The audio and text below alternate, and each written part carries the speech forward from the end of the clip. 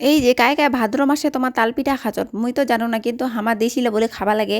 আর মুই তো খাচু, হামা খাচি সবসময়। তো এই ভাদ্র মাসটা চলে যাবা ধইছে, তো মুই কোনো কি আজি তাহলে বৌদি ঘর যাওয়া যাক, বৌদিরার হাতে তালে আজি তালপিঠা বানায় খাওয়া লাগবি। তারপর তো বৌদিরা খুব সুন্দর করে তালের রসখান বের করবা ধইছে, বের করা হয়ে গেল। তারপরে এই যে নেটের সাহায্যে হামায় হালা ছেঁকিলি ন, যাতে মানে কি ওর তার তুরগুলো না রয়।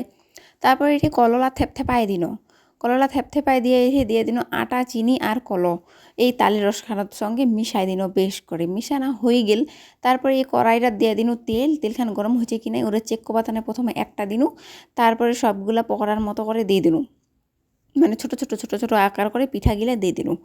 তারপরে দেখো কত সুন্দর হবা যে গুলগুল গুলগুল করে হয়ে গেছে। হওয়ার পরে মুই করছি কি না একবার তাহলে মহ ভাজিয়া দেখু ইলা, যেহেতু বদিরা ভাজিল তো মুই করছি তাহলে মহ ভাজু ওঠে কেন হচ্ছে। আর মুই তো কোনো দিনও মানে কি এরকম করে দিউনি, তো আজি প্রথমবার দিনু আর শিখিয়াও লিনু, তাহলে শিখাও হয়ে গেল আর মোর বানাও শুরু হয়ে গেল। তো দেখো মুই এই যে বানানো মোর লাগানো হয়েছে ছোট ছোট, আর কিন্তু খুব সুন্দর হয়েছে, গোল গোল গোল গোল করে হবা হয়েছে। তো এনে করে কায় কায় পিঠালা বানাচন মোক অনেক জানাই দেন। আর ভাদ্র মাসে তো আমার দেশিলা খাবাই হবে, তার জন্য এই যে পিঠা খাচ্ছি পিঠা।